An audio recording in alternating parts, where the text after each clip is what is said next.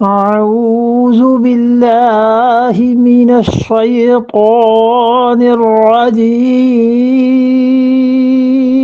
بسم الله الرحمن الرحيم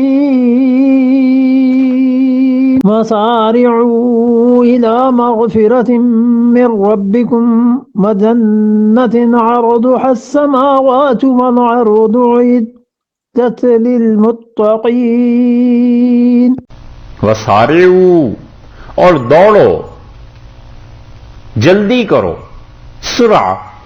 سرعت جلدی ہونا، لپکو، الی مغفرت بخشش کی طرف، من ربکم تمہارے پروردگار کی طرف سے جو ہے اللہ کی بخشش کی طرف لپکو، جلدی کرو، وجنت اور جلدی کرو اس جنت کے لیے، عرضها السماوات والارض جس جنت کا عرض آسمان ہے اور زمین۔ کس میدان میں جلدی کرنی چاہیے؟ دیکھو اس میدان میں جلدی کرو، ایک تو اللہ کی بخشش کی طرف کہ وہ تمہارے گناہوں کو معاف کرے، جلدی کرو، یعنی جو گناہ ہو گیا ہے تو اس کے مقابلے میں نیکی بھی کرو، جلدی کرو مطلب یہ ہے کہ اللہ سے جلدی معافی مانگ لو، سارعوا الی مغفرت من ربکم، وہ کام کرو جس سے پروردگار کی مغفرت تمہارے شامل حال ہو، اور دوسرے اس جنت کی طرف لپکو جس جنت کا عرض جو ہے وہ آسمانوں اور زمین کے برابر۔ عرض سمجھتے ہیں؟ 3 تفسیریں اس عرض کی گئیں۔ ایک تو تفسیر یہ کی گئی ہے کہ طول اور عرض ہوتا ہے نا کپڑے میں یا زمین میں یا کسی بھی چیز میں، تو طول سے عرض جو ہے ہمیشہ تھوڑا ہی ہوتا ہے، کم ہوتا ہے۔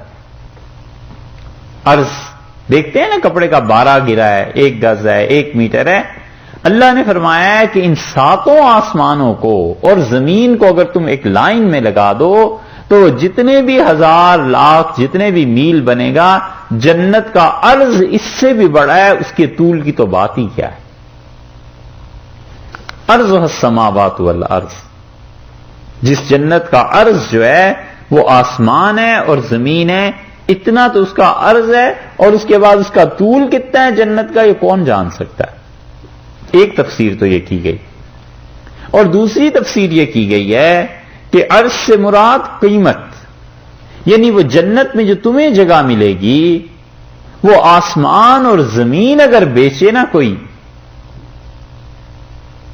تو جتنی قیمت وہ لگا سکتا ہے اس سے کہیں بڑھیا وہ جنت کی زمین ہے۔ جتنے آسمان اور زمین ہے ان کی قیمت لگاؤ، امریکہ کی کتنی قیمت لگ جائے ہیں، ہے نا، لیکن اللہ نے کہا ہے وہاں جو چیز ہے وہ ان ساری چیزوں سے زیادہ اچھی ہے۔ رسول اللہ صلی اللہ علیہ وسلم نے فرمایا تم میں سے کسی آدمی کو 1 کوڑے کے برابر 3 فٹ جگہ جنت میں مل جائے، ارشاد فرمایا تمہاری اس ساری زمین ساری کائنات سے زیادہ خوش نصیب۔ دوسری بات یہ، تیسری تفسیر کی گئی ہے کہ لپکو اللہ کی بخشش کی طرف اور اس جنت کی طرف جس جنت میں آسمانوں کو اور زمین کو اس کے برابر وسعت دی گئی ہے، اتنی گنجائش ہے اس میں، یعنی مطلقاً وسعت مراد ہے، عرض اور طول نہیں، بلکہ وہ جنت اتنی وسیع ہے کہ تمہارے سارے آسمان اور زمین اس میں سما جائیں۔ ہے کس کے لیے؟ اعدت للمتقین، ان لوگوں کے لیے رکھی گئی ہے بنا کے جو متقین۔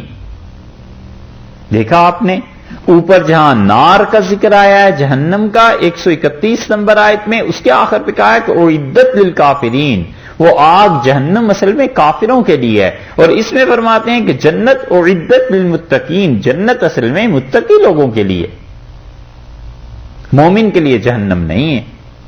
مومن انسان کے لیے جنت ہے، اور ایمان کے بعد جب وہ تقوی اختیار کر لے تو پھر تو اور زیادہ اس کے لیے۔